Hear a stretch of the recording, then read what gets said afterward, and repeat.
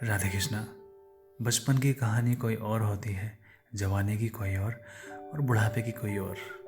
लेकिन ये जो कहानी है ये हमें उम्र के हर पड़ाव पर बहुत अच्छी सीख देती है। कहानी है, राजा भोज के दरबार में बहुत बड़े बड़े पंडित थे, बड़े ज्ञानी थे और कभी कभी वे उनकी परीक्षा भी लिया करते थे। एक दिन वे अपना तोता राजमहल में ले आए।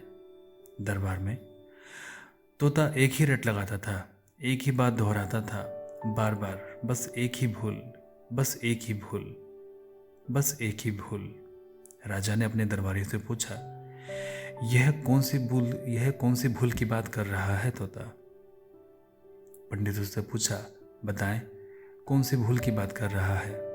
पंडित बड़ी मुश्किल में पड़ गए और राजा ने कहा कि अगर ठीक जवाब ना दिया तो सीधी फांसी, और ठीक जवाब दे दिया तो लाखों का पुरस्कार और सम्मान। अब कोई अटकलबाजी नहीं चल सकती थी, कोई सीधी सादी बात नहीं चल सकती थी। खतरनाक मामला था। ठीक जवाब ना दिया तो जान भी जा सकती थी, और ठीक जवाब दे दिया तो बड़ा सम्मान, बड़ा पैसा मिलता। लेकिन ठीक जवाब क्या हो सकता है? तोते से भी पूछो तो बेचारा वो क्या बताए, वो भी कुछ नहीं जानता। तोता कुछ जानता भी तो आपको बताता क्या? तोता इतना ही कहता, तुम्हारे लाख सवाल पूछने के पर भी वह केवल इतना ही कहता, बस एक ही भूल, बस एक ही भूल। सोच में पड़ गए पंडित, बड़े विचार में पड़ गए बेचारे। उन्होंने मोहलत मांगी, खोजबीन पर निकल गए। जो राजा का सबसे बड़ा पंडित था दरबार में, वह भी घूमने लगा कि कहीं कोई उससे भी बड़ा ज्ञानी मिल जाए। अब तो बिना ज्ञानी से पूछे यह बात नहीं पता चलेगी, कोई और बड़ा ज्ञानी हमसे शायद मिल जाए।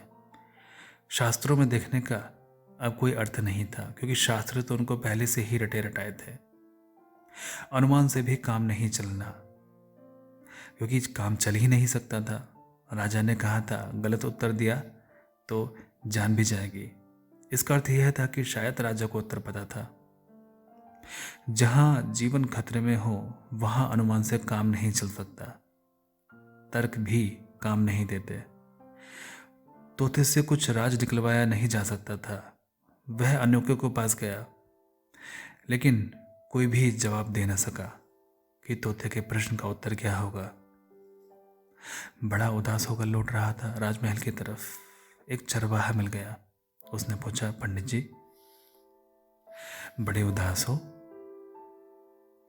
आप तो ऐसे घूम रहे हो जैसे कि पहाड़ टूट गया हो आप पर और मौत आने वाली हो। इतने उदास, क्या बात?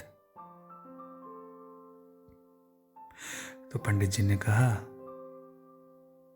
अपनी दुविधा बताई, अपनी अड़चन कही। उस चरवाहे ने कहा, फिक्र ना करें, मैं हल कर दूंगा, मुझे पता है। लेकिन एक ही उलझन है, मैं चल तो सकता हूं लेकिन मैं बहुत दुर्बल हूं, और ये जो मेरा कुत्ता है इसको मैं अपने कंधे पर रख कर नहीं ले जा सकता, और इसको पीछे भी नहीं छोड़ सकता। इस कुत्ते से मेरा बड़ा लगाव है। पंडित जी ने कहा, छोड़ो तुम फिक्र, इसको मैं कंधे पर रख लेता हूं। तो उस पंडित ने कुत्ते को कंधे पर रख लिया। दोनों राजमहल में पहुंचे। तोते ने वही रट लगा रखी थी कि एक ही भूल, बस एक ही भूल। चरवाहा हंसा। उसने कहा, महाराज देखें, भूल यह खड़ी है। वह पंडित कुत्ते को कंधे पर लिए खड़ा था। राजा ने कहा, मैं समझा नहीं। उस चरवाहे ने उत्तर दिया, शास्त्रों में लिखा है कि कुत्ते को पंडित ना छुए, और अगर छुए तो स्नान करे, और आपका महापंडित कुत्ते को कंधे पर लिए खड़ा है। लोभ जो ना करवाए वो थोड़ा है, बस एक ही भूल, लोभ और भय। लोभ का ही दूसरा हिस्सा है भय। वह है नकारात्मक हिस्सा। यह एक ही सिक्के को दो पहलू हैं। एक तरफ भय, एक तरफ लोभ। ये दोनों बहुत अलग अलग नहीं हैं। जो भय से धार्मिक है वह डरा है दंड से, नरक से। वह धार्मिक नहीं है, वह डरा है अपने भगवान से, अपने मानने वाले से, अपने ईश्वर से डरता है। वो कहता है हम डरते हैं तो सिर्फ अपने भगवान से। वो चाहे जो भी नाम बोलते हो, वो धार्मिक नहीं, वो डर की वजह से धार्मिक है। और जो लोभ से धार्मिक है, जो लोलुप्त है, वासनाग्रस्त है स्वर्ग से, कि मृत्यु के बाद उन्हें स्वर्ग प्राप्त होगा, मृत्यु के बाद उन्हें ये चीजें मिलेंगी। लोभ है इसलिए वो धार्मिक है, तो वो भी धार्मिक नहीं है। फिर धार्मिक कौन है?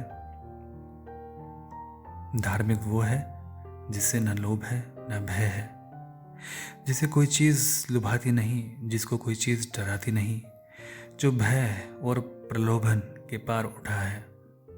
वही सत्य को देखने में समर्थ हो पाता है। सत्य को देखने के लिए लोभ और भय से मुक्त होना पड़ता है, उससे मुक्ति चाहिए।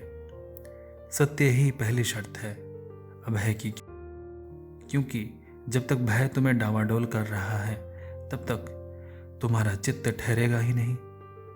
भय कपाता रहेगा, भय के कारण तुम्हारे शरीर में कंपन होता रहेगा, तुम्हारी भीतर की ज्योति कपती रहेगी, तुम्हारे भीतर से हजार तरंगे उठती रहेंगी, लोभ की और भय की।